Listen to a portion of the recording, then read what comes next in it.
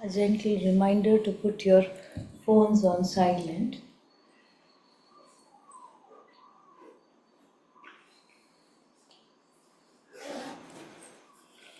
Ya Devi stuyate nityam vibudhair vedaparagaihi sa me vasatu jihvagre brahmarupa saraswati brahmarupa saraswati.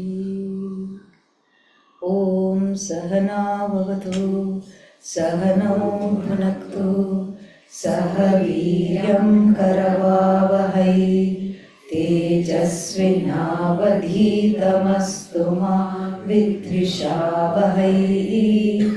Om Shanti Shanti Shanti. What is the topic? I don't know. Neither do you. So that should be fun. Let us see where it takes us. The idea is to be together. The idea is to have a good time. That's important, right? Yeah. And the idea is also to learn something together, because learning something together is much more effective than learning something by yourself. That's very boring, to learn something by yourself. So that is the idea. We can take a walk. We can visualize the Bhagavad-Gītā as a garden, and for the purposes of this talk, take a walk together in this garden called, what is the garden called? Bhagavad-Gītā. A walk through the Gītā Garden. That is the topic came. That's the title of this talk. When we walk together, if supposing the Bhagavad-Gītā was a botanical garden, then what would it look like? If we go to Lal Bagh, botanical gardens, then what will happen? Then supposing we have a tour guide, he or she will show, okay, this is this particular rare plant, it blooms once in a while, it does this, etc. You'll have to excuse me, I have a bad throat, that's why this is there. So, There's some water. I saw that, I was very grateful for that. But I kept it far away because I didn't want to knock it off. There's some ginger there. So,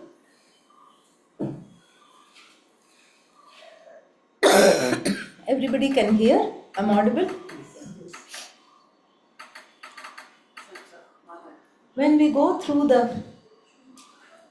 generally a botanical garden, certain species of things are explained to us.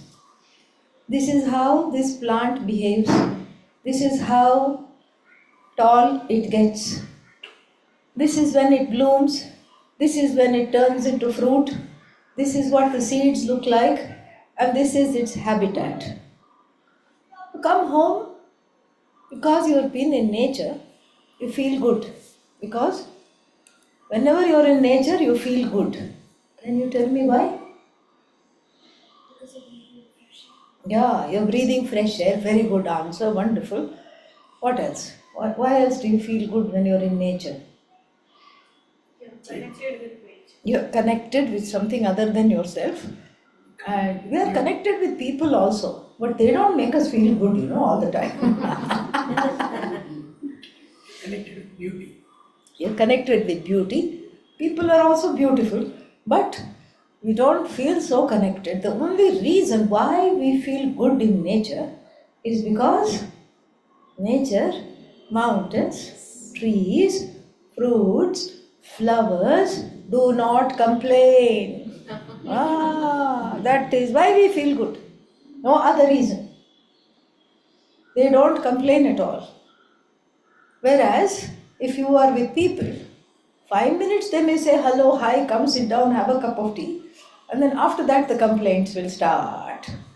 So therefore, a walk in the botanical gardens make you feel refreshed, like many of you have said, because we are breathing fresh air, like you said, because we are connected to something beautiful, because it is nice to see things, and you come home. When you come home, what happens? It is business as usual. You have all this information, and then as soon as you leave the botanical garden, what happens? The peace of mind that you acquired there has been left behind, number one. And number two, what happens? You don't have the,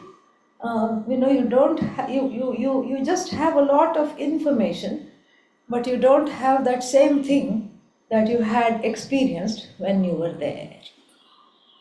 But suppose we take a walk in the garden of the Bhagavad-Gītā, things look very, very, very different.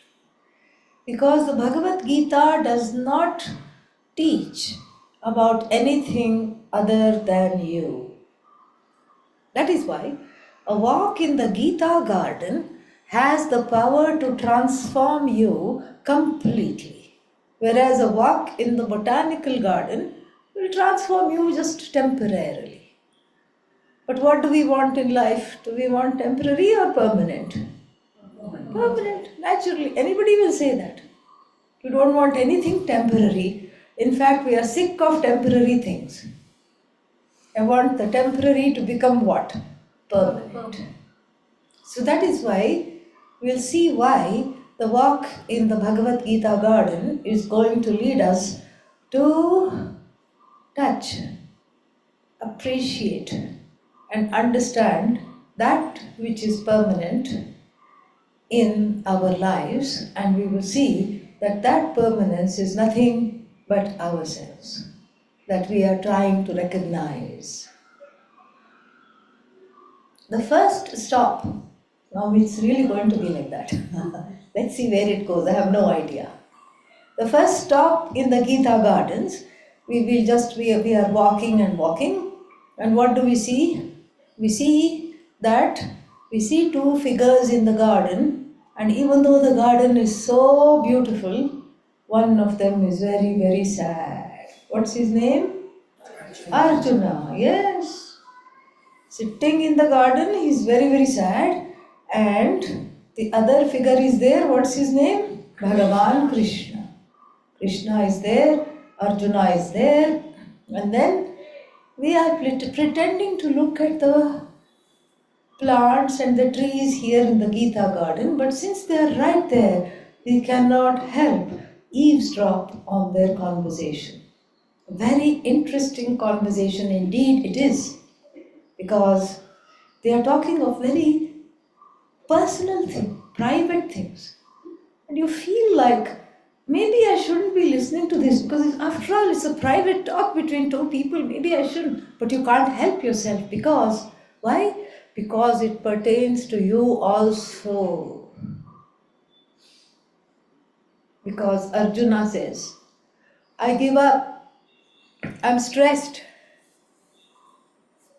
I can't go on, I'm surrounded by intractable people who do not listen, who pretend to be my friends but backstab me in private, who are useless and who tyrannize me, not only me, but since I am a king, what have they done? They have wrested the kingdom away from me. And what are they doing? They are basically ruling it. We can't even say they are ruling it, they are just as though ruling it, but they are terrorizing the praja. Praja means subjects, the people. They are terrorizing everybody. And this war cannot be avoided, I know, but this war I want to run away from. Why do you want to run away from this war? Because I don't like it. What do you want to be doing? Because you can't run away from war, you are in the military. In the military, you can't leave things behind like this. You have to fulfill your duties. You have been conscripted, or you answered the call to work for the military, and then now you have to do your dharma. You have to do whatever it takes. And right now, what is your job? To fight. And here you are sitting in the chariot. You're not even supposed to be sitting. You're supposed to be standing ready to fight. What happened to you? Arjuna is like this. Sad. I want to go away. And he goes into a long monologue, most of which is very boring. Therefore, it shall not be repeated now, because we are really wanting to have a good time. This is not a good time if we go into the monologue. We'll all get very depressed. That's why we won't go into the monologue. We'll just look at the highlights of this monologue, particularly his conclusion about why he doesn't want to fight and how he's going to get out of this war, fighting this war. So he says, "Na kankshe vijayam Krishna, na rajyam bhoga sukhani cha, kinno rajyena govinda, kim bhogaihi जीवितेन वा येषामर्थे कांक्षितं नः राज्यं भोगा सुखानि च तैरिमे व्यवस्थिता युद्धे प्राणान् त्यक्त्वा धनानि च." Hopeless people talk in a hopeless manner. Arjuna is very hopeless right now.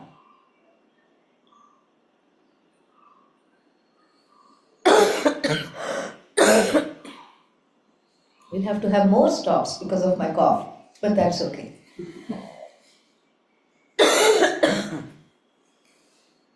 So, he says, what for is this war? I don't want this war.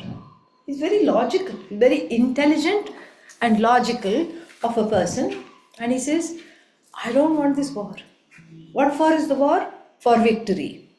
Nakankshe vijayam. So I don't want this war. Why? Because I don't want victory. What for is the victory? For Rajya, kingdom. I don't want kingdom.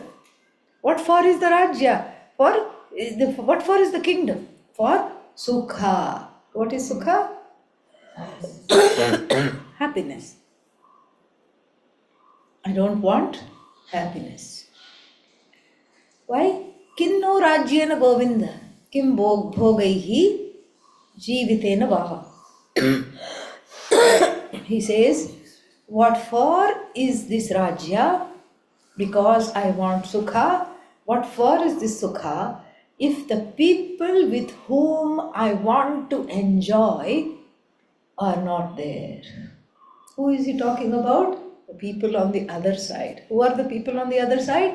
Those who have Kauravas. Those who have usurped the kingdom by force and terrorizing him and his people. Those who are terrorizing all the people, he does not want to have anything to do. Should I wear a mask and talk? Yeah? Be better for everybody, I think. What? Okay. Let's try. If you can't hear, tell me. Can you hear? Yes? Okay. Looks strange, but it's okay. Yeah.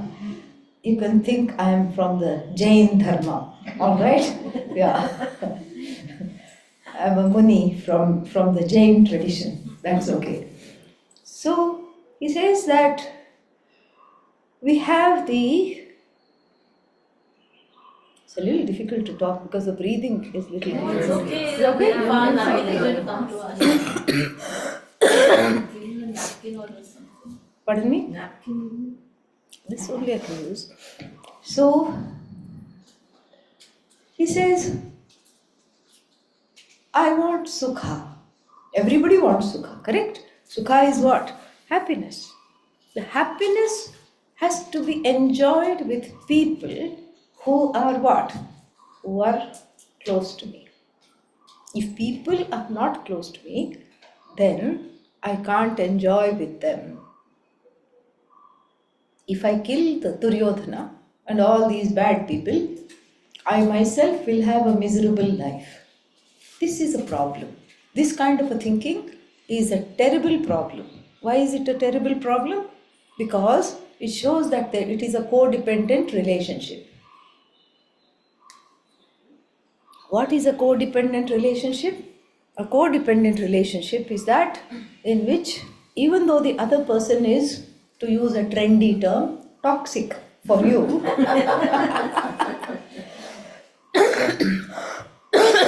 even though the other person is toxic for you, you still want to be around them. They are beating you up. They are doing all kinds of things. They are not being nice to you. They are taking away everything. They've tried to take away your wife also. Think about this. This is happening after all this. They've tried to take away your wife. They have humiliated her in public. They have taken away all your kingdom. They have taken away all yours, everything, including your sanity. And still you're crying in front of the Lord, nonetheless, saying, without them I can't enjoy life. This shows a problem. This shows that there is a seeking validation from people who are not even worth your weight in salt. This is the universal problem, seeking approval, seeking validation. Universal problem means I mean it. Universal problem. Not just in India. You go to Amsterdam, there also they'll have the same fundamental problem is seeking approval. Seeking approval. Am I okay? 8 billion people in the world are asking this at the same time. Who? Of other people who don't think they are okay. If you don't think you're okay, how can you tell me that I'm okay? You yourself don't think you're okay. How can you tell that I'm okay? Can't do that, right? So then we have this approval seeking, which is a universal sickness. This universal sickness has a name. What is the name? Bhava Roga. Bhava Roga means it is the disease of samsara.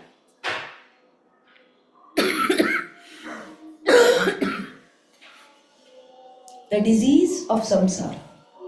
The disease of samsara means that it is that which keeps going round and round, a problem that never seems to diminish, a problem that is not within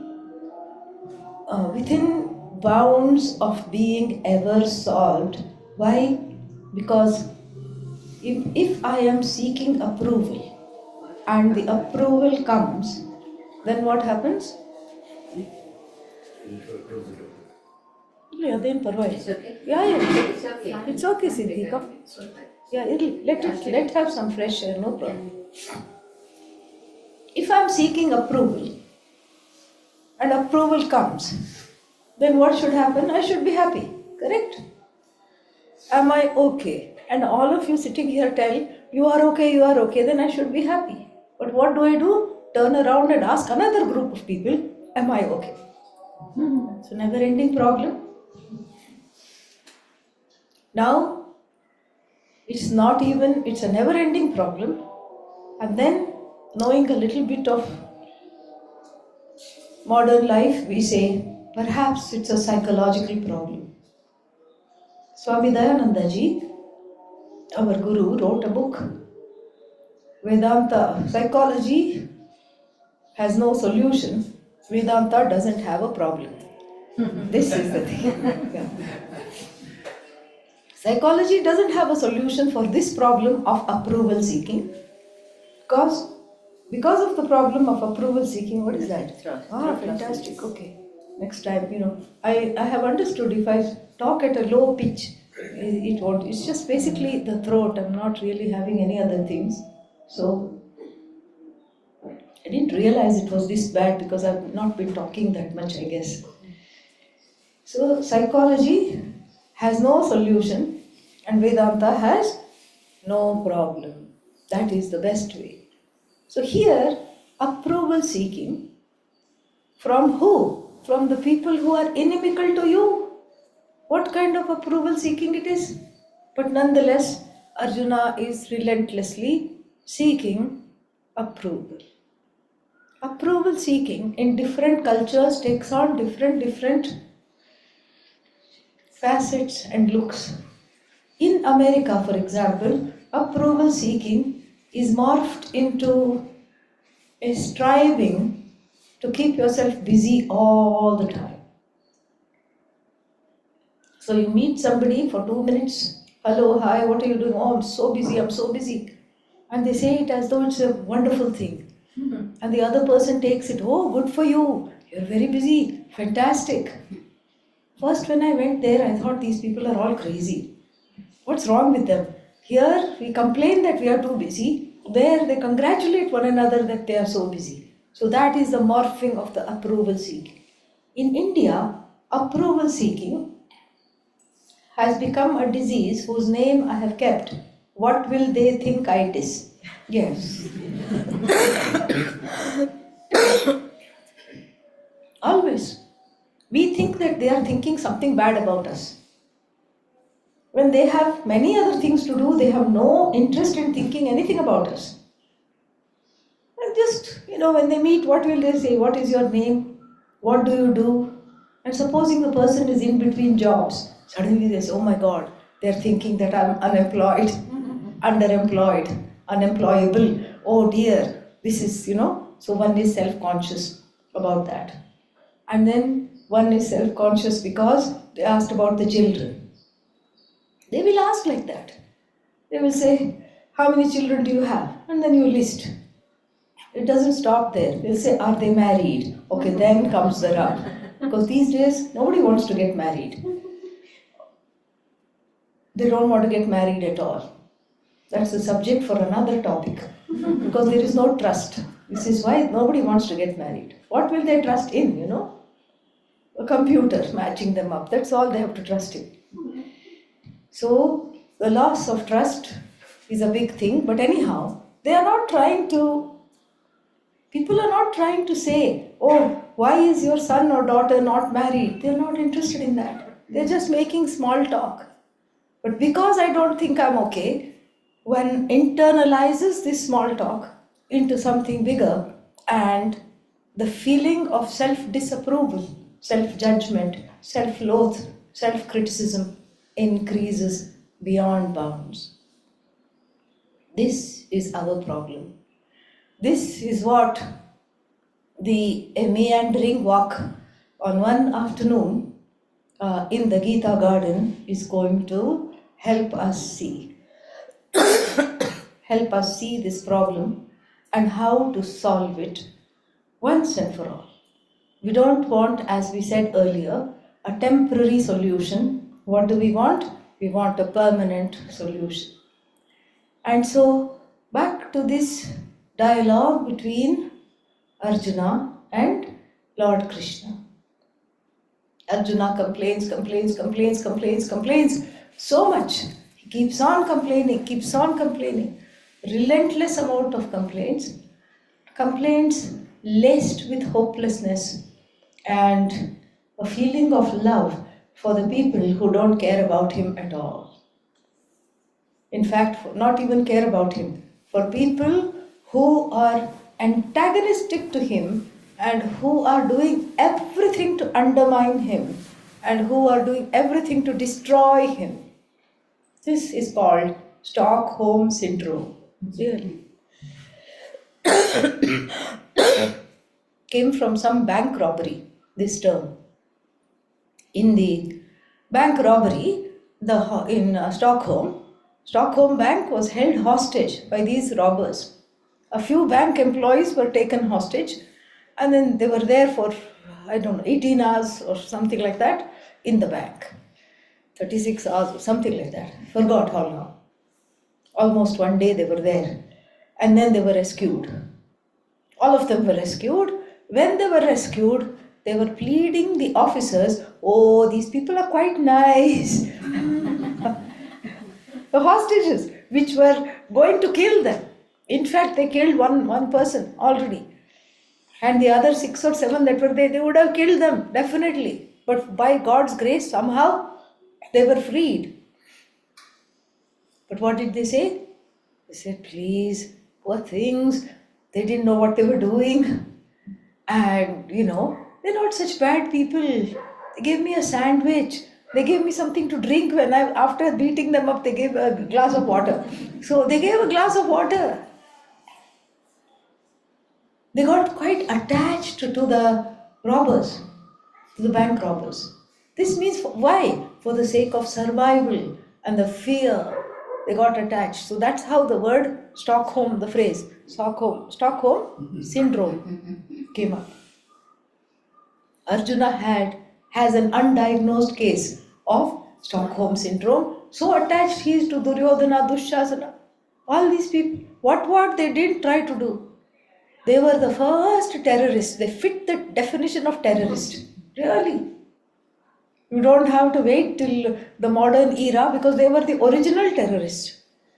We just use the term loosely. In the Shastra, Atatayin is the word for terrorist. Atatayi. And who is this Atatayi? The Atatayi means he has to, I was going to say he or she, but let it remain he in this case, yeah.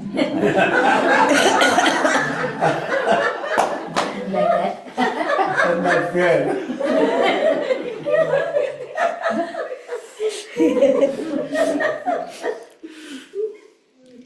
He has to fulfill one of these 6 conditions. Agnidaha, Garadaha, meaning arsonist. Arsonist, Garadaha, poisoner, and then Ashastra Pani means the one who has unarmed person, the one who kills or fights against somebody unarmed, which is a no-no. That's the 3. And then poisoner. And then what else? The Dara Haraha, the one who takes away other person's wife or tries to take away another person's wife by force. And then Dhana Haraha, the one who takes away other people's money. And then the kingdom, Rajya Haraha. All 6 conditions he fulfilled. Even one condition is terrorist, but if he is terrorist times 6. He's the original terrorist. And if he says, oh, I have to kill this Duryodhana, no, poor thing. I think, I can't go. Because why? I'm in the military. I know this is my duty. I'm the commander-in-chief. I have no way out. And so what? This Dronacharya is my guru. I can't kill Guru. Can you kill Guru? Such a nice song she sang about Guru. Can't kill Guru. Can't kill Guru. Oh my God. It's the worst Papa in the whole world. Papa means bad karma. Bad karma to kill Guru. We can't kill Guru. But what is this Guru doing? He is not a Guru of religion. What is he a Guru of? Shastra Vidya. Dhanur Vidya. He himself has changed from being from teaching the scriptures. He has learnt Dhanur Vidya and he himself has changed to become a Kshatriya from a Brahmana, this Dronacharya. He has abandoned the scriptures and he has taken to a life of teaching archery. Okay, good for him, no problem. We are not judging him for that. That in fact shows that there was the so-called Varna system was not cut in stone. There was a lot of lateral moves possible, good for him. But whose side did he join? Wrong side. He was on the side of unrighteousness, through and through. Why? Because of some facts, some kind of a thing. He was very greedy. He wanted a lot of things. And he went to the side of anybody who could fulfill his greed. This is what happened to him. And so such people, he says, oh, I can't kill Guru, I can't kill somebody in whose lap I played, I can't kill people who played in my lap when they were children. Misled. This is our problem, we are misled. We cannot take a stand. Puk, chicken-hearted people. Chicken-hearted Arjuna makes the wrong decisions. And what does he say? I can't leave the war, but the Hindu Dharma has a loophole, a way out. What is that? I think I'll go on Amazon.com and order some orange dhotis. Yeah. Take to a life of sannyasa. Yes. We have an expression. When the going gets tough, the tough get going. This is what is happening to Arjuna in stop 1 of our Gītā Garden. And we leave him very, very sad. But before we go, we cannot but hear very cryptic teaching of Lord Krishna, who is smiling. The teaching is always delivered through a smile because it tells us we cannot take life too seriously. We have to just be smiling. We have to take everything with a pinch of salt. What does he say? Ashochyananvashochastvam prajnavadamscha bhashase gatasuna gatasumscha nanushocanti panditaha. Arjuna, you are very learned. You talk like a pandit without being a pandit. You are not walking like a pandit. What are you doing? Talking like a pandit. You are all talk, no walk. You can't walk the talk. You are talking like a pandit, not behaving like a pandit. Why? Because even though you say wise words, oh, there will be danger to Hindu Dharma because of this war, all the women will be killed, children will be grow up motherless and fatherless, and then when the fathers are all killed, then the women will be in charge of the society, and then there will be foreign invasion, the women will be overpowered. All this you're saying, you're talking like a pandit, but without being a pandit. Why? Because you are grieving over that which must not be grieved. This is not the way to talk. If you're a friend, this is only Krishna can get away with it. If your friend is sad and you tell her or him, what do you say? You're crying over something you should not cry over, then you can count one more friend less in your group. Why? They will say, shut up. I can't help crying. You're supposed to say, I understand your pain.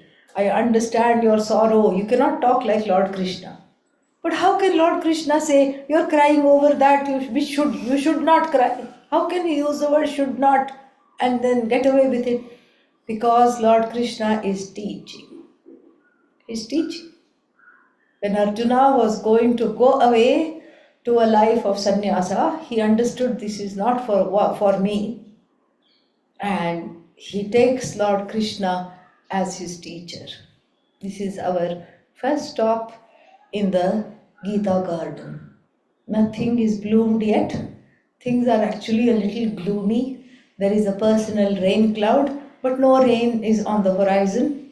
And here we go into the next area. And what is the next area? There we see that it is a land of make-believe. It is a land of make-believe because it is a place which I really want to be. I really want it to be me, but it seems far, far, far-fetched. What is this land about? This land is a place where I am taught I am not subject to death. That which is called I is not subject to death. I am not subject to destruction. I am not subject to any kind of problems here. I am not subject to sorrow, I am not subject to fear. And this I is not the body, is not the mind, is not the senses, but it is an I that is in all. The I in you is the I in me, the I in he and she, and even the same I in it, even though the things that we call it, which are insentient, cannot say that it is I. It cannot say that. But still, the presence of this I that is revealed in this next portion of this Gītā Garden, where everything is permanently in bloom, where the sun never sets, where there is no apachaya. Apachaya means decrease, no increase, no upachaya, no apachaya, no heya, no upadeya, no taking away, no addition. It simply is. That's why it appears to be a land of make-believe. But even though it appears to be a land of make-believe, I wish it were my reality.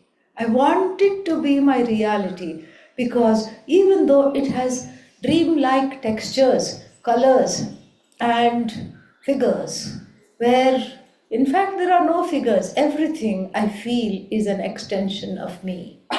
Everything by itself has ceased to be.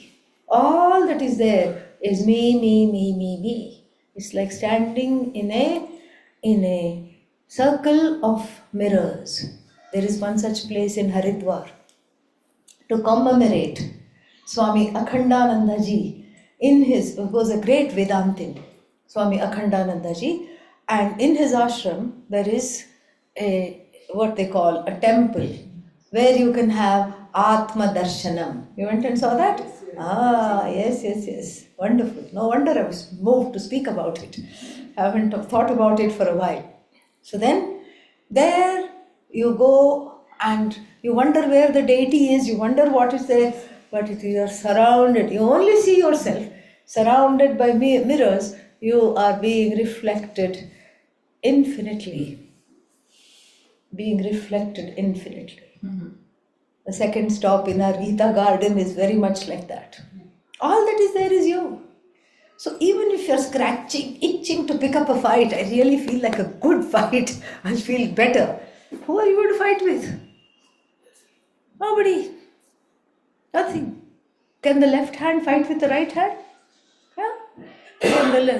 Can the left hand say, oh, to the right hand, because the right hand is usually dominant, you are an idiot, you like to show off.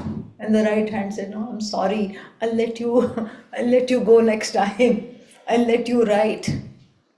No, it's just one. Similarly, in this next stop, everything is just delightful. Not a cloud in the sky, no doldrums. Nothing is wrong here. We wonder that maybe the tour is at an end. Why should we go further? Because we have found what we wanted. It's an enchanting garden. Is it my place? Yes. And you ask somebody perhaps who's a gardener, a mali, tending the garden, can I stay here? Yes, this is your place. Who else will stay? Please stay. And the gardener is also you. Everybody is you. The garden is you, the flowers are you, the soil is you, the earth is you, the sun is you, the sky is you, the clouds are you, if they are there, and then the breeze is you. Everything is you. And you feel right at home, and you never ever want to leave. And this should really speaking, this should be the end of the tour, and this should also be the end of the talk. But alas, we had left Arjuna and Krishna there, right? But we find that they have come here, into the next stop. And then you know what? Arjuna asks a question. That's why we need to go to that's why the tour cannot stop. Because if a tourist asks the question, then the tour elongates. It goes on for a little while longer. What is his question? It's all about this war. That's what is on his mind. Even in this land of enchanting oneness, we can call it, Even in this land of Atma Darshanam, where you are one with everything and you are at peace, he cannot be at peace. And who is he? He is also you. He is also another facet of you that is suppressed. Why? In the overwhelming beauty of this oneness, that disenchantment is suppressed. But here Arjuna gives voice to it. Right in the middle of this enchanting garden, the disenchantment speaks. The embodiment of disenchantment here in the form of Arjuna speaks. Jyayasi chet karmanaste mata buddhir janardana takkim karmani ghore mam niyojayasi keshava vyamishreneva vakyena buddhim mohayasi vame ekam vada nishchitya yena shreyoham apnuyam. He says, look, you just told me this is your reality. You are pointing to all this and saying you are permanent. You are free of strife, of fear, of this languid feeling. You are free of disenchantment. You are free of hopelessness. You are free of boredom. You are all that is there. And this you that you are wanting to discover is already here. And you are free of death.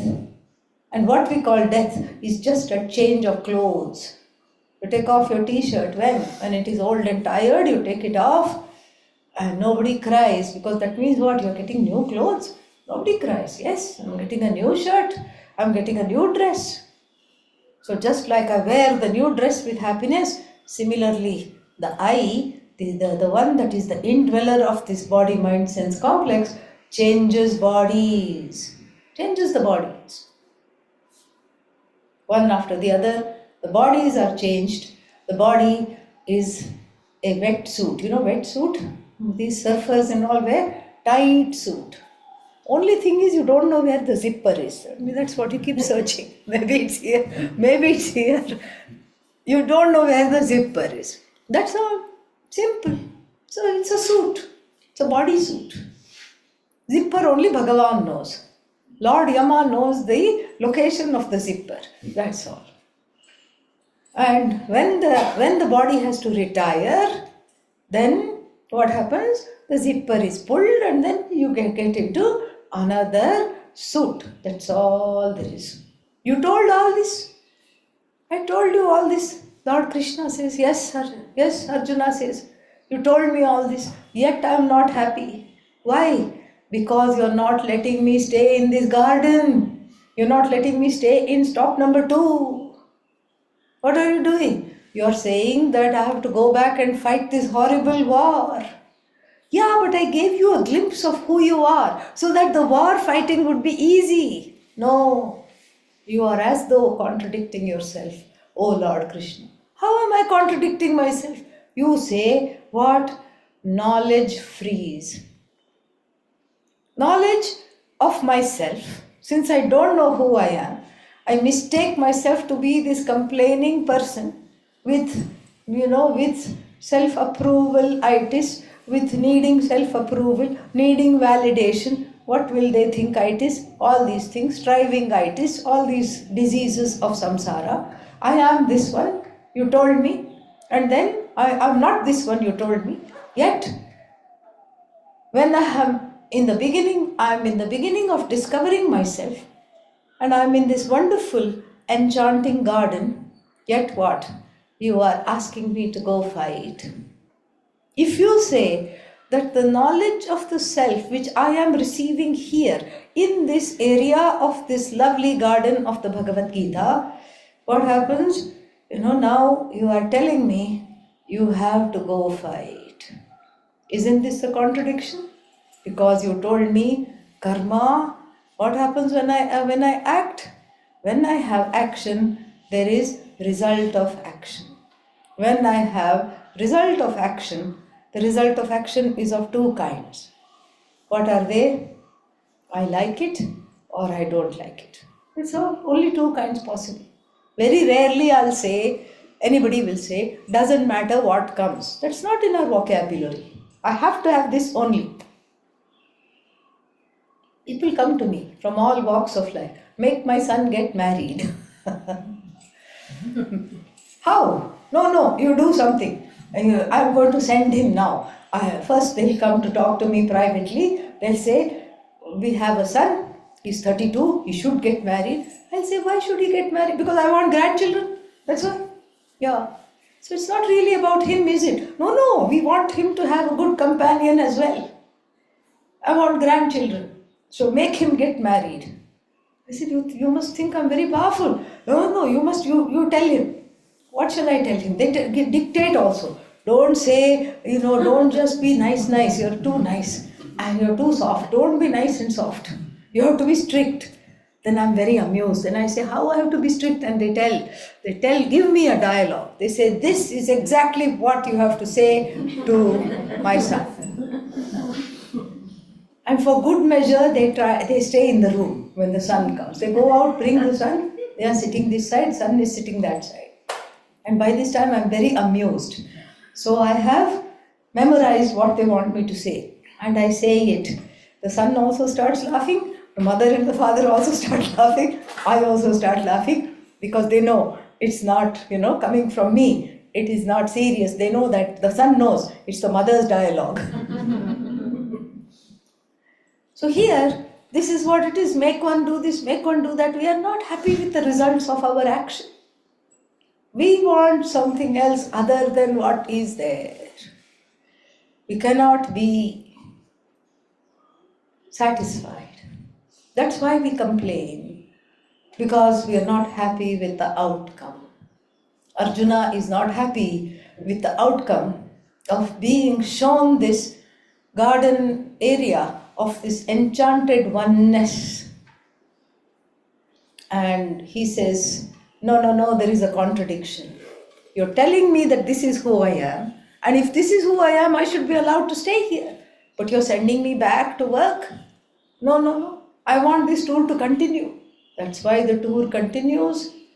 And we bid this enchanted garden of oneness goodbye briefly. Don't be sad, we'll be back there, don't worry. I promise we'll be back there. And we go to another area where life is not at all at a standstill. We see people digging, planting, reaping, harvesting, carrying the soil, winnowing, cutting flowers, anything. You think of whatever it is to keep up the garden. This is an area of work. This whole work area of the garden, we come there. And what do we see? Everything is going in a very, very smooth fashion. And the same question that we have in our hearts, thankfully, Arjuna also has. And Arjuna asks the Lord, how come they are all working so harmoniously? This is not also the real world. Even though everybody is working, they are not fighting. They are not stopping even to just goof off, as they say. Even though the supervisor is not there, they are still working. What is the secret of this? The secret of this is expressed in 2 shlokas. One is called Samatvam. This is the secret of this work. The work here is called yoga. And yoga means a lifestyle. This is the answer to Arjuna's question. Why do I have to keep working? When you say knowledge frees, why can't I just pursue the knowledge? Become a sannyasi. Why are you taking me to this area of the garden where everybody is working? So the secret here is the word yoga. And then what kind of yoga? A lifestyle of karma. A lifestyle where karma is transformed into, elevated into a manner of worship. It's a very beautiful area of the garden, even though we see the saplings and the seedlings and everything, and we see the potential to grow, but the potential is just there. We have to imagine what will happen further.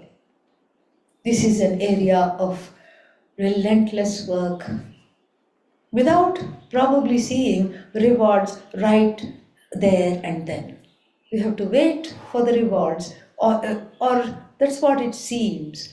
Even though the rewards are right there, the rewards are invisible. Why? Because we have the Rahu. Who? Rahu, the eclipse, the personal eclipse of wrong understanding, the delusion of wrong understanding. Rahu means unconscious mind. That's why if anybody is undergoing Rahu Mahadasha, they can't even stand themselves. Of course, other people also can't stand them, but they can't stand themselves even. Yeah. The whole unconscious comes out. So that's why one cannot appreciate that we don't have to see the efforts bloom in the form of flowers and fruits and all these things. We can just be and enjoy. We can't see that yet. And that is why we have to stay in this area for a little bit until we can see that. Why is it called yoga? Why is it called karma yoga? Because usually when we do action, what do we do it for? Result. Who does action without results? No. Even though we say selfless service, this is the motto of some of those, what is that called? Rotary clubs. This is good for Rotary club. Service without self. We say service with, because of self we have to do. Nobody does selfless service. No, I'm helping somebody. Okay, don't help. Will you sit quiet? No. Then why are you helping? Because I get satisfaction. That means what? There goes the balloon of altruism. We just put a reality pin and then the balloon of altruism, I am living for the sake of others, I am helping everybody, goes away. It is pricked.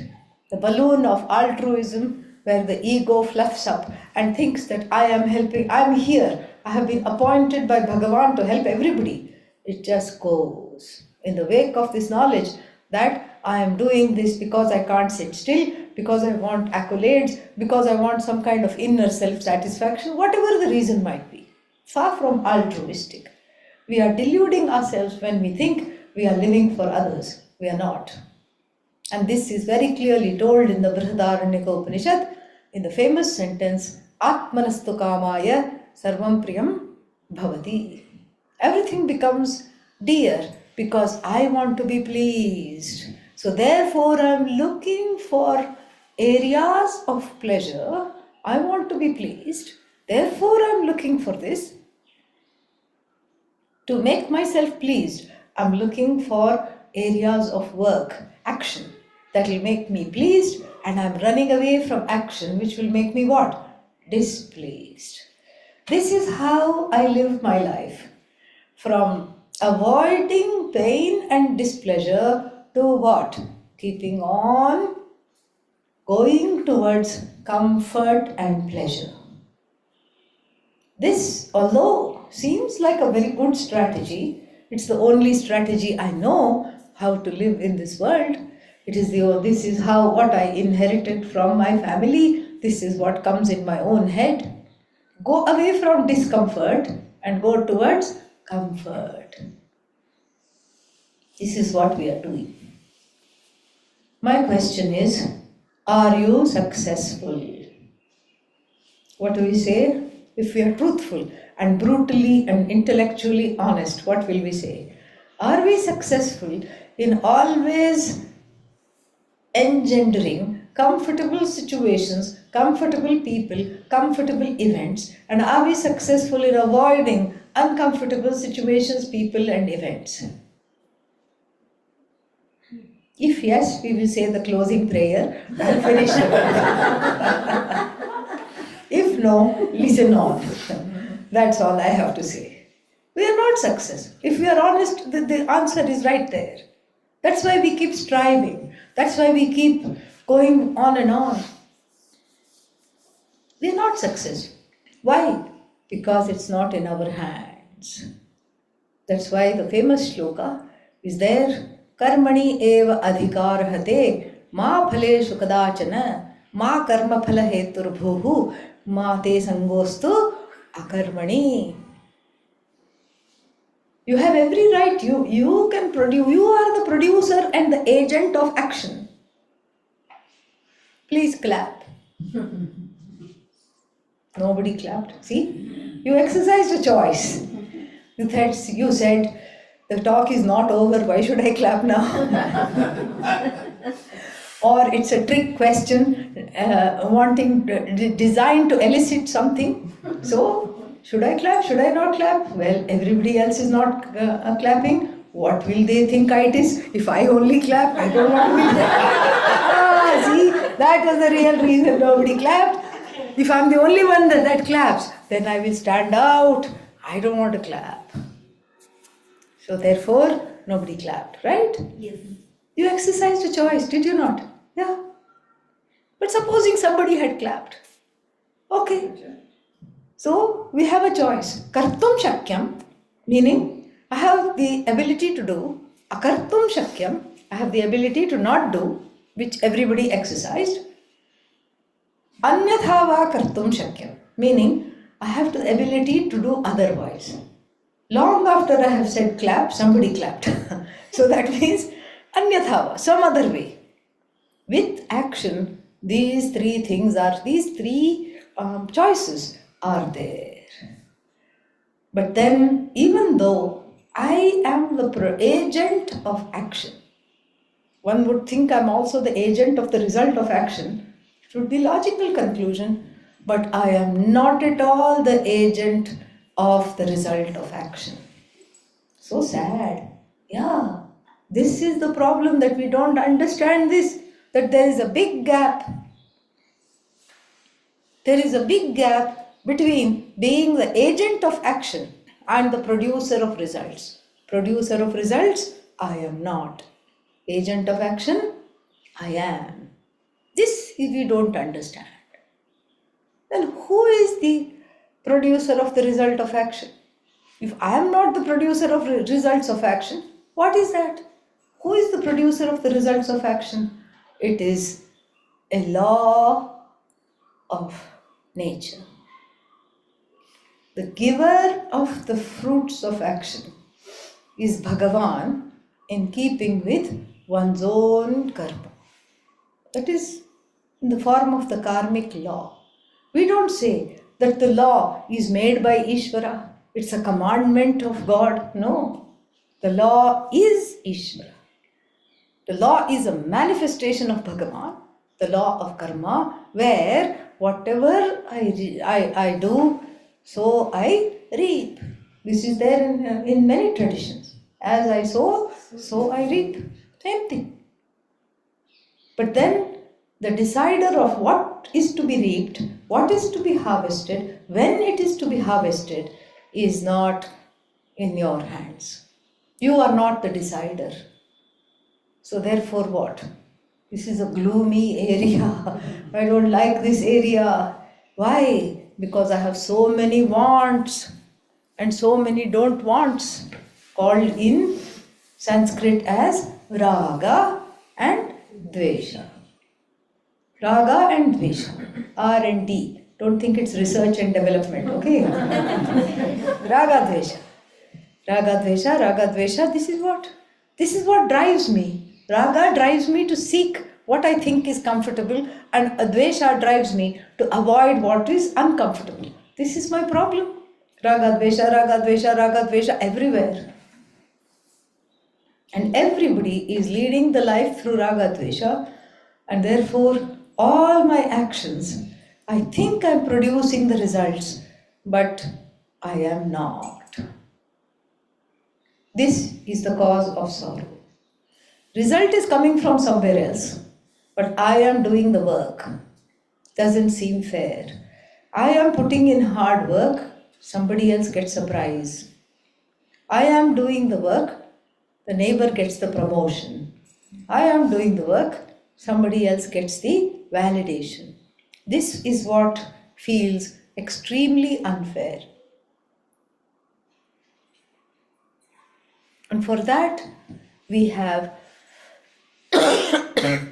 two ways of coming out of this has been given in this area of the Bhagavad-Gītā Garden.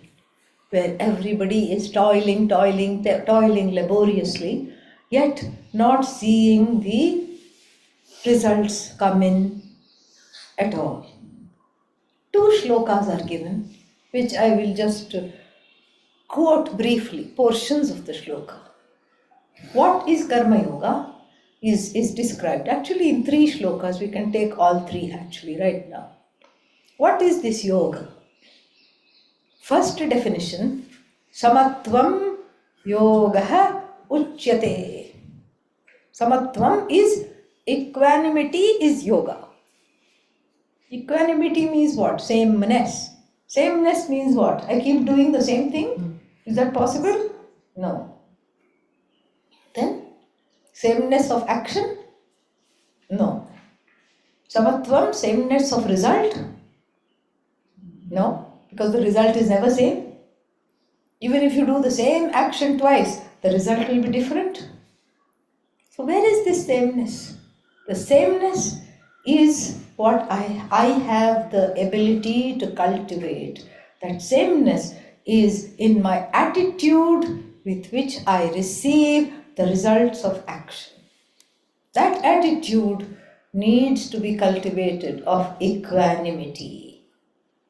A big high jump from what I am used to. What am I used to? Having a tantrum. Yeah. Do you have tantrums? Yeah. Sometimes it's okay. Everybody has. Even someone who is 52 has tantrums. Don't worry. Yes. Except we don't call them that. And when you're young, it's a tantrum. When you're 62, it's called meltdown.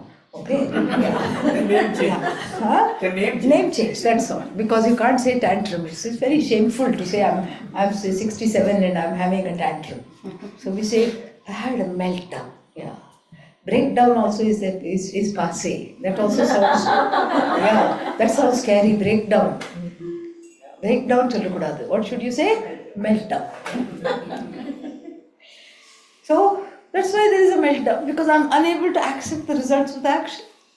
That sameness, therefore, has to be cultivated. We have to outgrow the tantrums. We have to outgrow the meltdowns and be on this path of this equanimity. We'll see how. That's in a different area. We have to go somewhere else for that. Then the next definition is what? Yogaha karmasu kaushalam, which is badly translated as skill in action is yoga. What is skill in action? What is this? Pickpocket. Yeah. Very skilled the fellow is. He comes to the satsang and he's waiting for everybody to laugh at a joke. Teacher makes a joke, everybody is laughing. Or the teacher makes, this is even better. The teacher says, let's do some dhyana yoga. Let's sit and meditate. The pickpocket also meditates. Okay, where are the wallets? And how unguarded are they? Which pocket has the wallet? That is his dhyana. That is his dhyana. He also contemplates how to do this. And does the front door creak when it opens? Or should I go out of the back door? That is his dhyana. Everybody is meditating. He is meditating. You are meditating on Bhagavan. He is meditating upon you. Yes, that is the pickpocket. And he has equanimity. Samatvam yoga uchyate. He says, oh Lord, hey Bhagavan, har pocket mein hariyali rahe. He prays. May every pocket be lined with greenery. Greenery means 500 rupee notes. Okay, many of them. Let every pocket be full, abundant, fat. Let every wallet be fat today. He's also praying. And he says, I'm ready for anything. If there is only 100 rupees, chalta hai, no problem. If there's a big hall, lots of 500 rupees, fat, somebody has just come to the satsang from ATM. Yes. That also I'll say, yippee, no problem, samatvam, equanimity. And if I'm putting the hand in somebody's and they come out of dhyanam and catch hold and call the police, I will say, all right, I'm ready for anything. Is he a karma yogi? He's very skilled. Is he a karma yogi? Say no so we can move on. Yeah? He's not a karma yogi, can't be a karma yogi. Why? Something is missing. Something is very big is missing. Dharma. Dharma is missing. So kushala means the ability to follow and to interpret the dharma in different and difficult, often difficult situations. This is all from the Veda. The Bhagavad-Gītā is a copycat of the Veda. Dharma pramaditavyam, kushala pramaditavyam, bhutyai pramaditavyam, deva pitrakaryabhyam pramaditavyam. This is all Veda. Taittiriya Upanishad. Na pramaditavyam means do not neglect, do not swerve away from dharma. Dharma means what? Īśvara, manifestation of dharma. Nobody needs to be taught dharma in Bala Vihar or Sunday school. All these schools, what do? They reinforce what is already there in the heart. Even a small child, a 2-year-old, is told by the mother, you cannot have another chocolate. Mother goes out of the room, the child raids the chocolate dabba, mother comes back, is caught red-handed with the hand in the chocolate. 2-year-old, 3-year-old, she or he will look guilty. Oh no, I have been caught. That shows dharma is there in every heart without being taught. It's there. It's already there. It is just reinforced by schools and families, etc. It is even in Duryodhana's heart, it was there. Dharma was there. And therefore, this has to be understood that this dharma is there. Dharma means 3 things. One is that which is always wrong, historically wrong, in the future wrong, right now wrong, yesterday wrong, tomorrow wrong. Universal. Like what? Killing somebody. Not that it was okay in 500 BC and now it is wrong. No, it's always wrong. Taking somebody else's property away from them. Always wrong. Defrauding somebody. Wrong. Cheating somebody. Wrong. Telling lies. Wrong. Universally wrong. Then this universal right and wrong has to be interpreted, because the human being does not come with a manual of instructions. Operating book is not there. Online also you cannot find. If anything at all, Bhagavad-Gītā is the manual. This is the manual. This is the book of instructions for us. And here in this toiling area of the garden of the Gita, we learn something beautiful. We learn how to interpret this samanya dharma in not so samanya situation, in vishesha situations.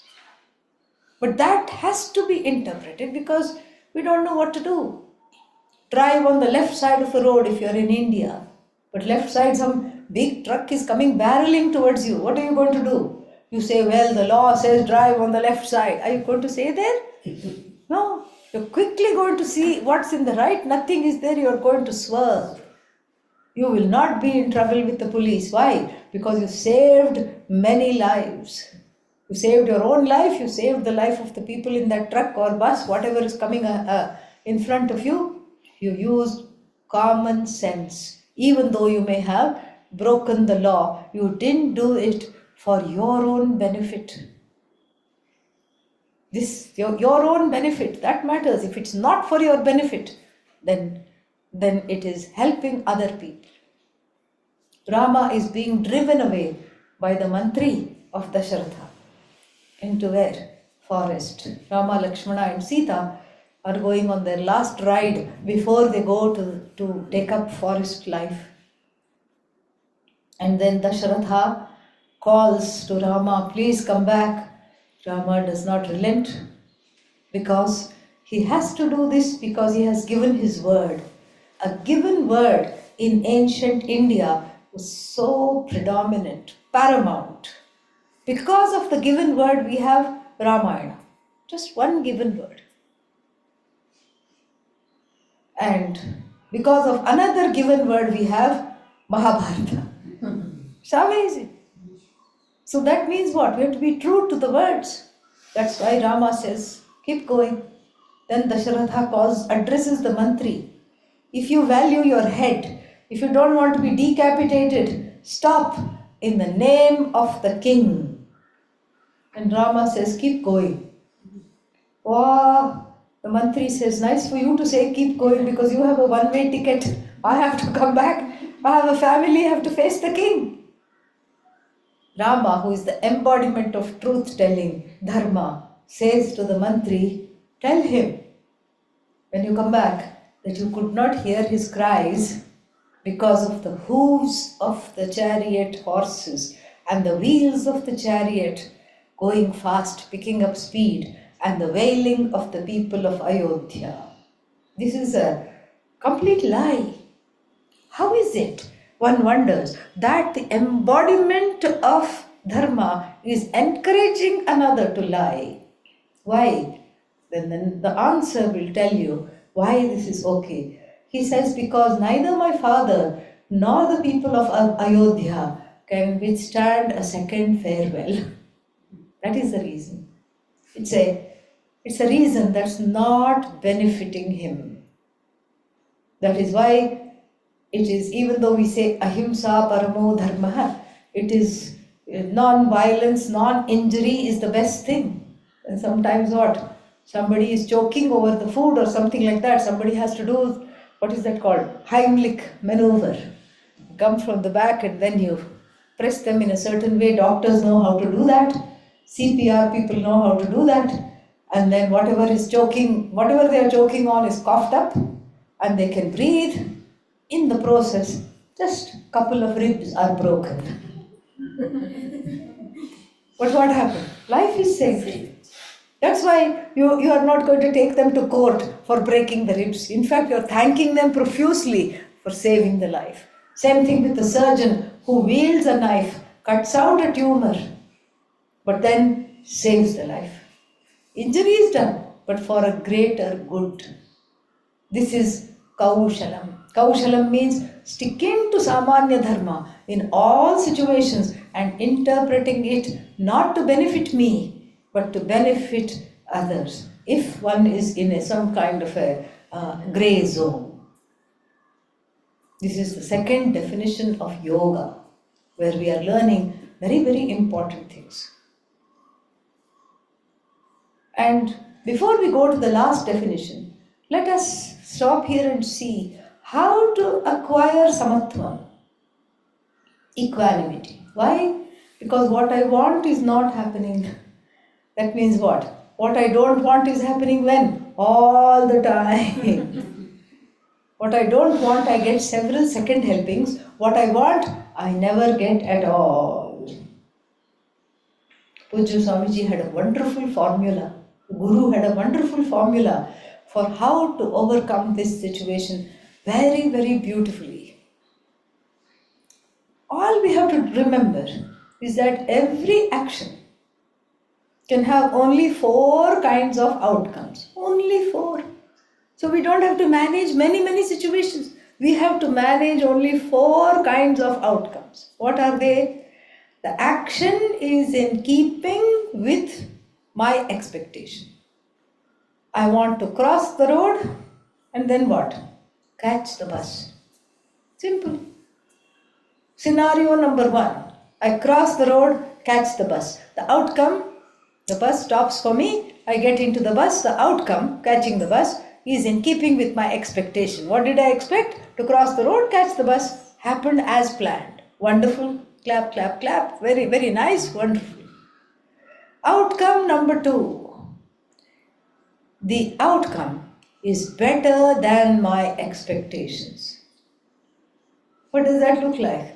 I cross the road, bus doesn't come, but a nice air-conditioned car comes.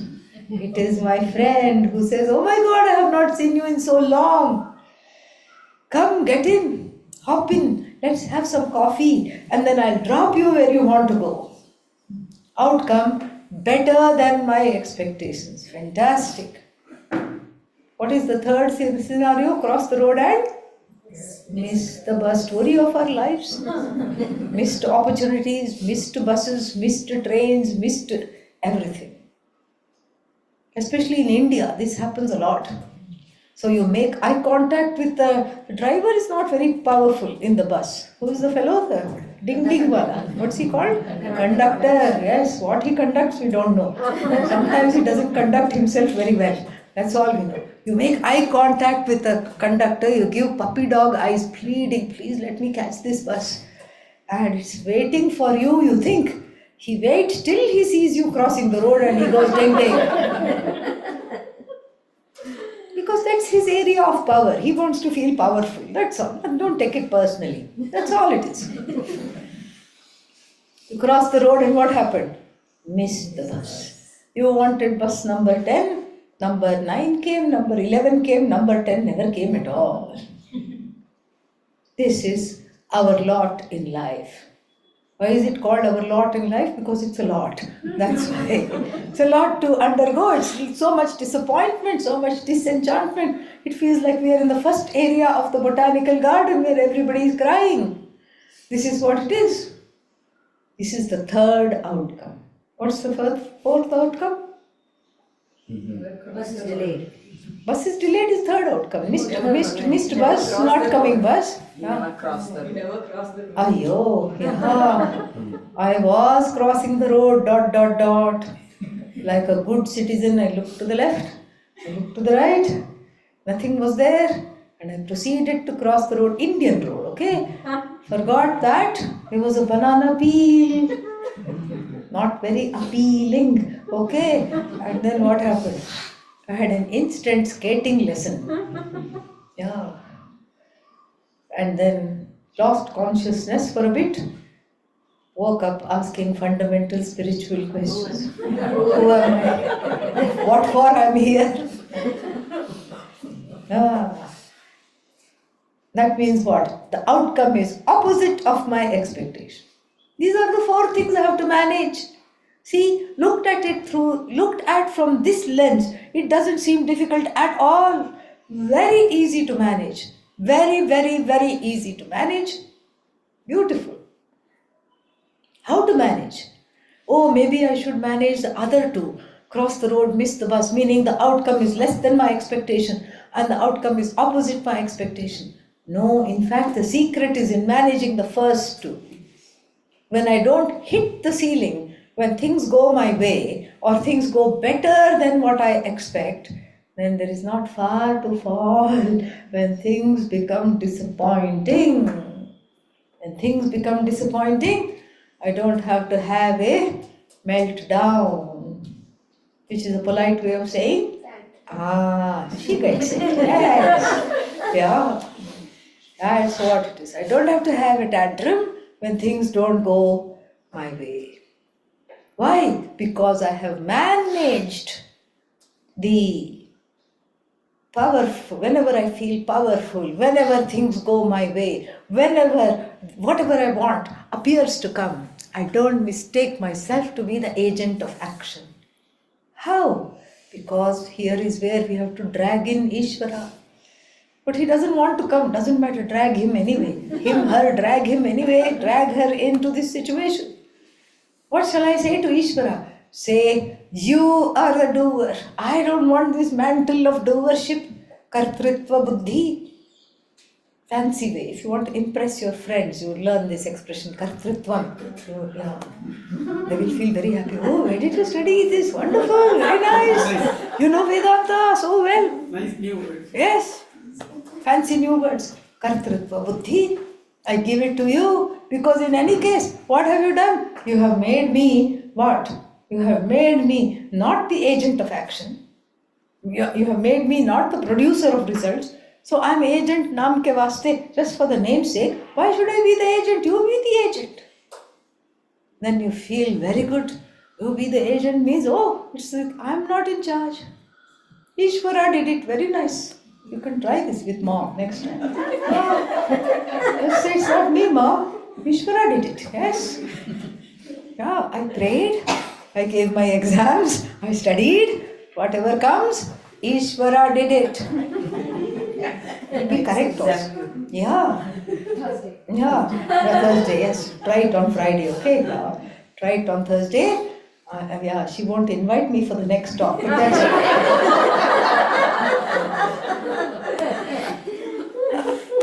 it. Wonderful. So this is very nice. I'm holding a burden which I should not. It's like this story told by a grandma in Washington DC that I know. She's so wonderful. And when her grandson was 3 years old, she used to teach him every day, you are not doing anything, Krishna is doing. You are not doing anything. And that boy was very clever. He used to come to the grandma and say, look grandma, Krishna broke my toy. So he used to do all these things. So the grandma used to give him lessons on, you are not the doer, you didn't do, Īśvara is doing everything. And so one day, they had one big function at the temple. So everybody was making one dish to take to the temple. So this lady, our grandma, was very good in making puris. And it's not easy to fry 300 puris, okay? 300 puris she had to make for this get together at the temple, some puja, and for the naivedyam she had to make 300 puris. So she made 300 puris, all right. And then the next day, which was a Sunday, the child was at home and he overheard a conversation which the grandma was having with a friend who could not attend the function and who was calling to find out how the function went. So he could hear the grandma say, the function went very well, it was a lovely puja, lovely gathering, but oh my God, my shoulders are aching. Can you believe I had to make how many puris? 300 puris. OMG. What does OMG mean? I had to make 300 puris. Oh my God, my shoulders are aching, my arms are aching, my forearms are aching, my elbow is aching, my hand is aching, in fact my whole body is aching. Suddenly she felt a tap on the shoulder. She turned around and then the grandchild is saying, Grandma, if Krishna makes all the puris and doing all the work, why is your hand hurting? Why is your body hurting? She says, I got back my lesson back to me. Yeah. So first you bring in Īśvara as the doer. Then what happens is that when things go nice, when things go badly, whose fault is it? Īśvara's fault. Just tell him, yeah, since you did it, it's not me. Why should I get stressed? I know one lady, also in the United States, she's some kind of a, what is that called? Universalist, Unitarian. Universal. Yeah, she's a minister there.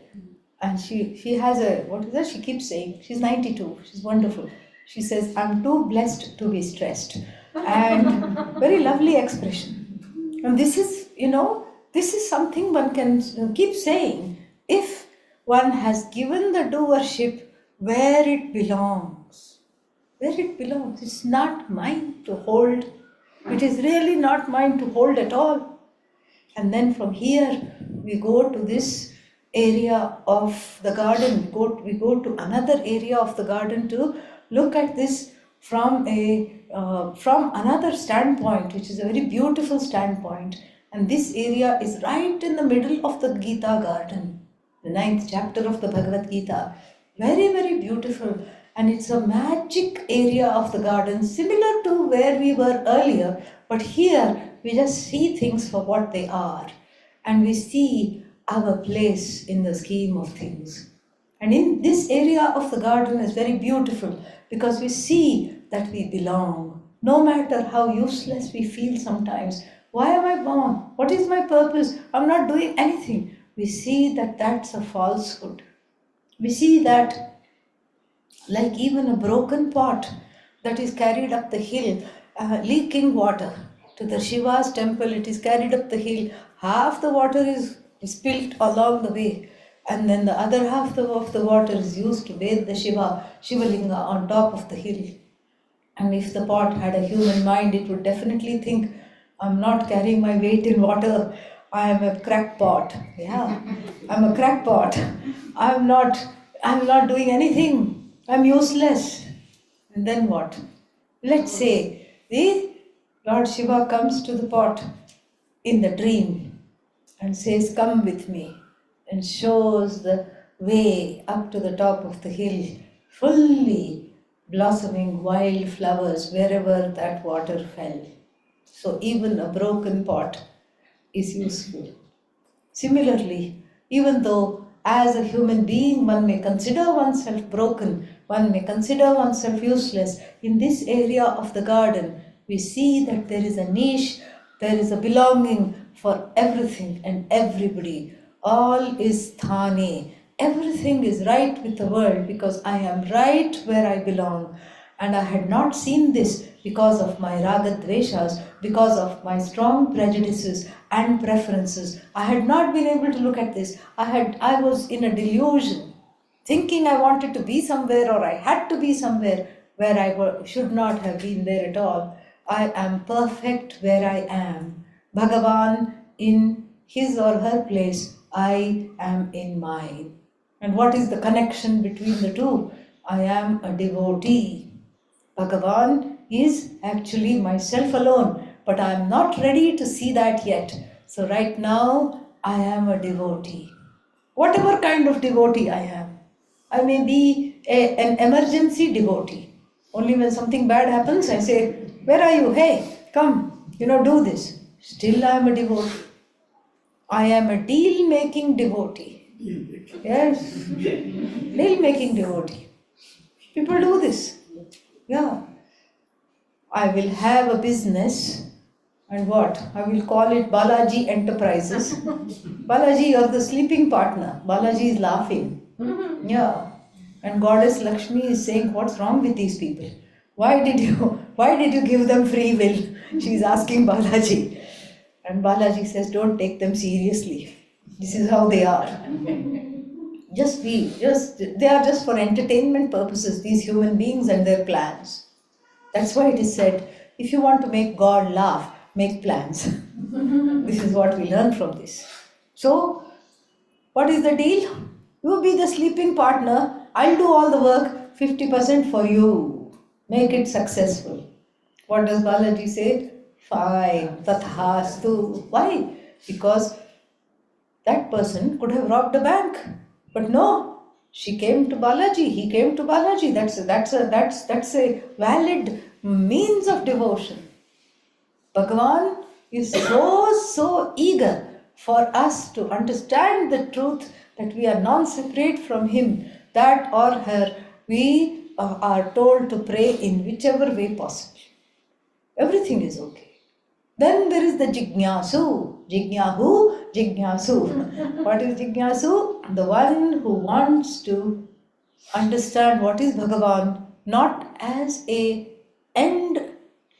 means to an end, but as an end in itself. We use Bhagavan as a means to an end. Most of us do that. But the Jignasu will say, Bhagavan is the end. Who are you? Who am I? What's the connection between us? These are all philosophical, high-level questions, highly evolved questions the Jignasu asks. Then there is the Jnani, who's also a Bhakta. And who is this Jnani? The one who knows that myself and the Creator are one and the same. Only difference is in the dress that we wear. Īśvara wears a dress of all majesty, all power, all might, all knowledge. And the jiva, the individual, wears a dress full of complaints, tears, fears. That's the only difference. And in this area of the garden, this is very, very well known. Knowing this, what we have to do is a beautiful teaching given here, right here. And what is that? It says, Ananyas chintayanto mam ye janaha paryupasate tesham nityabhiyuktanam yogakshemam vahamyaham. I will carry your yoga and your kshema. What is yoga? Whatever I want to get. What is kshema? Whatever I have, I want to keep away from you and everybody else. What I want to retain is kshema. I will be responsible. In fact, the jiva, the individual, has this all wrong, says this area of the Gītā Garden, has this all absolutely wrong.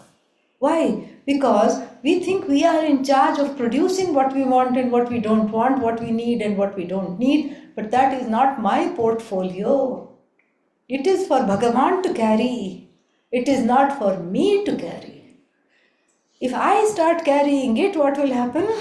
It is like the person on a train, a vegetable seller on a train who was carrying the big basket of vegetables, refused to put it down because didn't want to burden the train. So, therefore, this kartritva buddhi to drop. What is kartritva buddhi? Doership, yes. Doership means that which makes you sink in the ship. That's what it is. Kartritva buddhi, a ship with doership which has a lot of holes. That's what it is. Glub, glub, glub. Makes you sink into a sea of fears and tears. That's why the sea is salty, full of tears, like the tears. Yes. And you become one with your sorrow because of this misled understanding that I am a doer. And therefore, now here comes the third definition of yoga. Very beautiful definition. What do I have to do as I learn this? As I learn, I am not the doer. Bhagavan is the doer. Then what? The results come from Bhagavan, and these are the 4 outcomes. What should I do? I should learn to accept it with equanimity. It is called prasada buddhi, or it is also called buddhi yoga. Prasada buddhi means it is prasada. Prasada has no English translation. My teacher used to say, yes, it has a translation, you can say prasada. That's all. No translation. With great difficulty we can say glad acceptance, but it doesn't cut it. Prasada is not unique to the Hindu tradition. Every tradition has the concept of prasada. Prasada is what you get when you go to a place of worship. So you go to a place of worship, you go to a temple, one day you get laddu.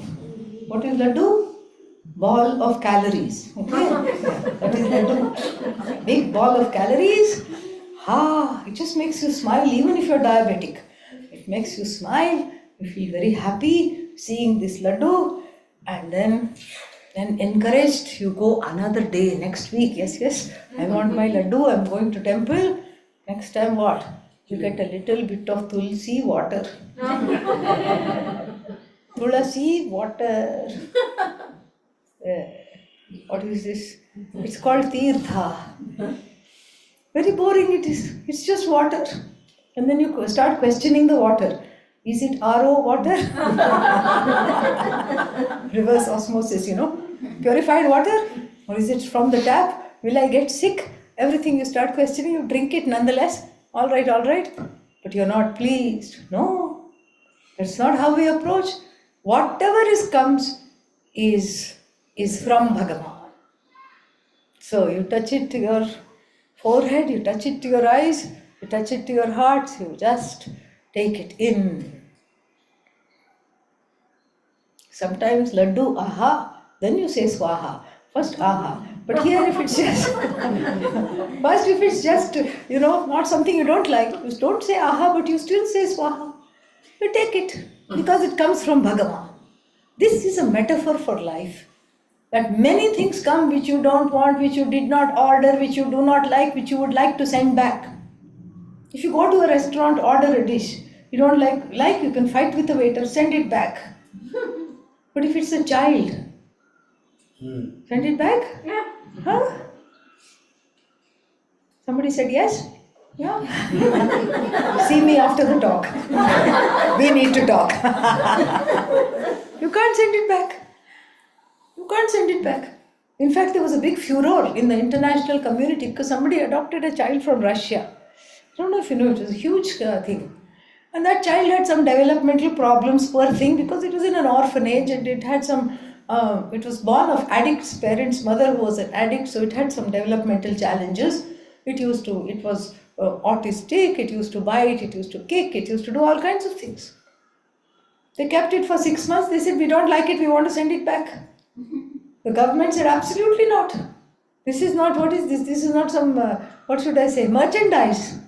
And even with merchandise, there is an expiry time. There's only a certain window of time within which you can return or exchange. This is not something like that. It created a huge furor.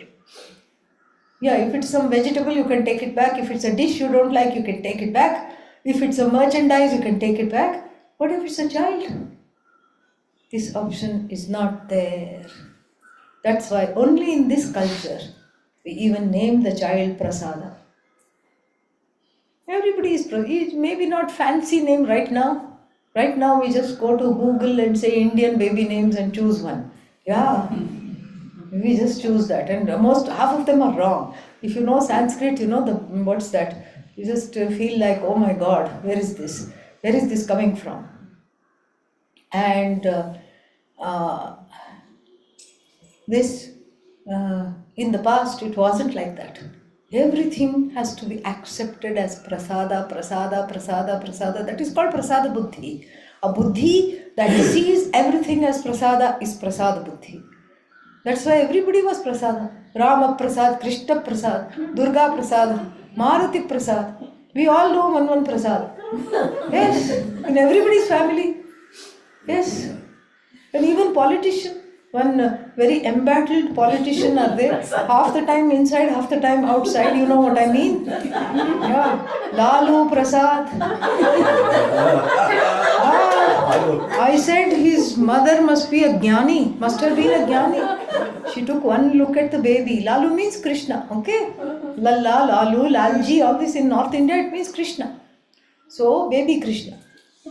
She took one look at the baby and said, not my problem, baby Krishna's problem.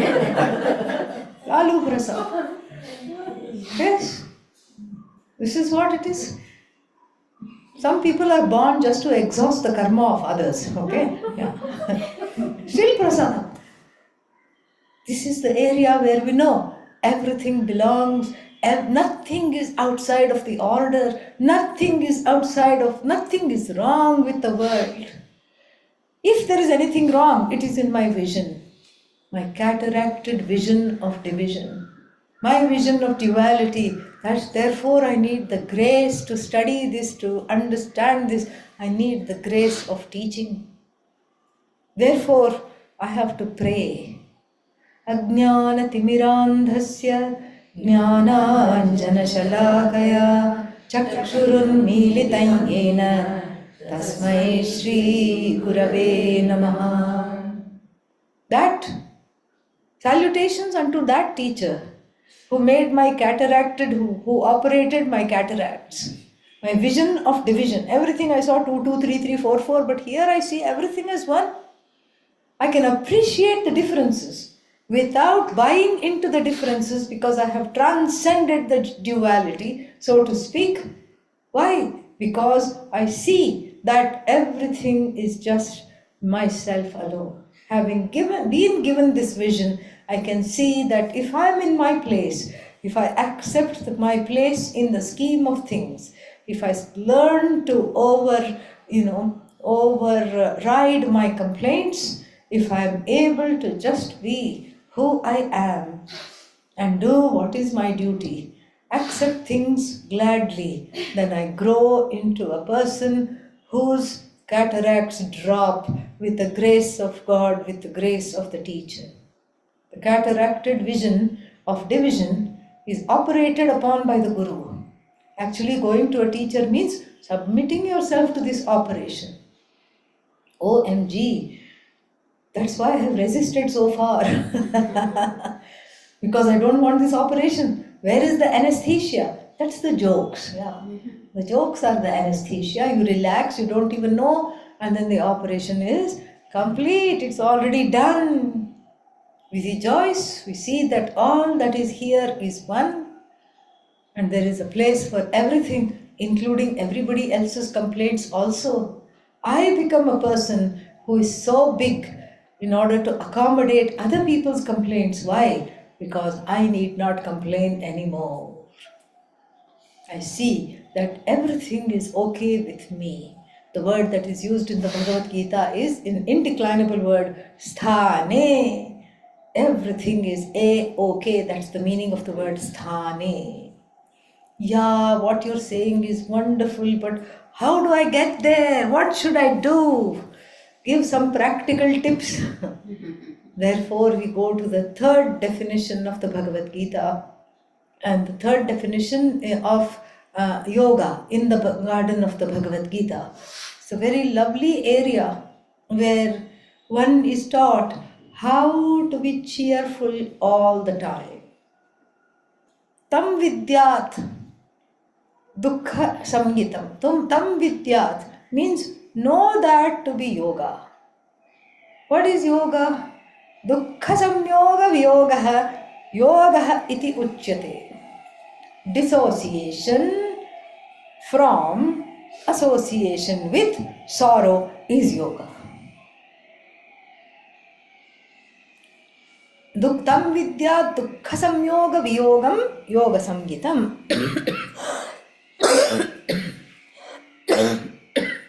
Sanishchayena yoktavyaha yogaha anirvinna chetasa. So, know this to be yoga. What is this? Keeping away from sorrow. This is my homework. Keeping away from, insulating myself from sorrow. How? I have to not hang out with sad people.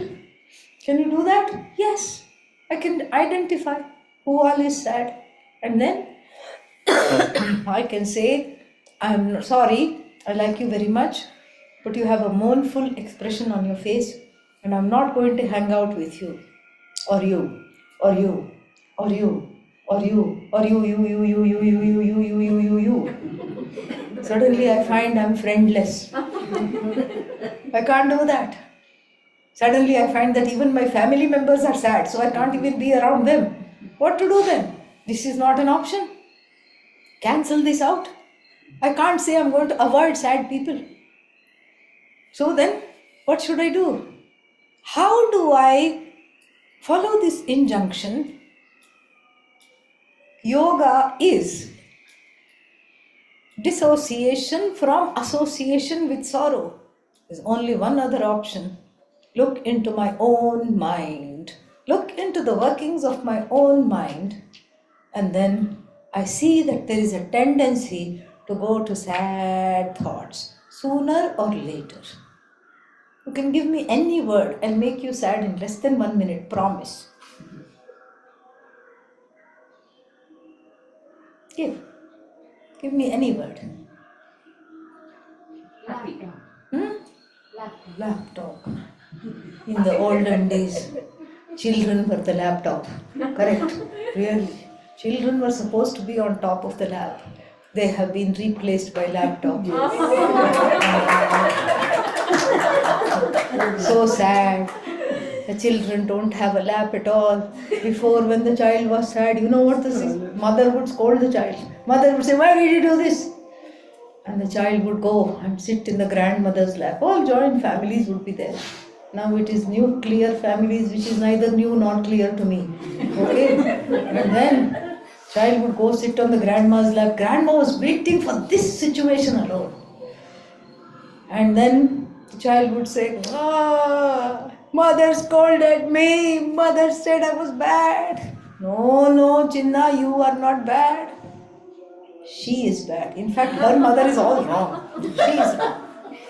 Ever since she came into this house, she was like that. And her mother is also like that. The child instantly feels validated. Absolutely. This is what the child needs. This instant therapy. Laptop. That was what the child is missing now. No laptop. So sad. So sad. See? This is how we can think ourselves into sadness if we let this mechanical thinking, which goes from one place to another place and ends up to echo that wrong feeling within oneself, I am not acceptable. It all comes to that because that feeling is playing like the tanpura in the back of the mind. I'm not okay, I want, I lack. This is what is there. So when all other noises stop, this is the one that is heard loud and clear. And this is the one that is internalized. And so Bhagavan Krishna's really final advice in the Bhagavad-Gītā is this, that to be truly and absolutely cheerful, full of cheer, to understand that I have no basis for being cheerless. In fact, I am Ananda myself. To discover that, one of the main conditions is to keep myself in a place of cheerfulness. That is my duty. And so therefore, I train my mind to not go to these sorrowful places within. What I didn't have, what I didn't get, what I didn't do, what somebody else didn't do for me. My own omissions and commissions cause guilt. Other people's perceived omissions and commissions towards me cause sorrow, stress. I keep away from both these extremes. And what do I do? Here. So I keep away from both these, and then I keep myself in good cheer. When I am in good cheer, this area of the garden where I see everything as worshipful, everything as free, everything as uncontained by my own miseries, everything is just glorious. We are back at stop number 2, but this time with a new understanding. It is no longer a land of make-believe. It is a land where I know that I am the whole. I am free. I am free of any kind of stress to try to make something happen. I am free of striving. I am free of the results of action. I am not a karta and I am also not a bhokta, means the consumer of the results of action. The action does not belong to me. The result of action does not belong to me. What am I? Sat Chit Avananda. That concludes our Vedantic tour of the garden of the Bhagavad-Gītā. You all listen very patiently despite all these interruptions, for which I am very thankful. You have been a wonderful audience. We'll close with a closing prayer.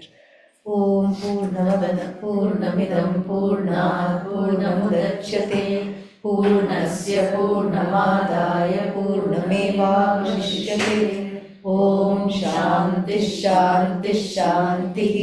Hari Om Shri Gurubhyo Namaha. Hari Om.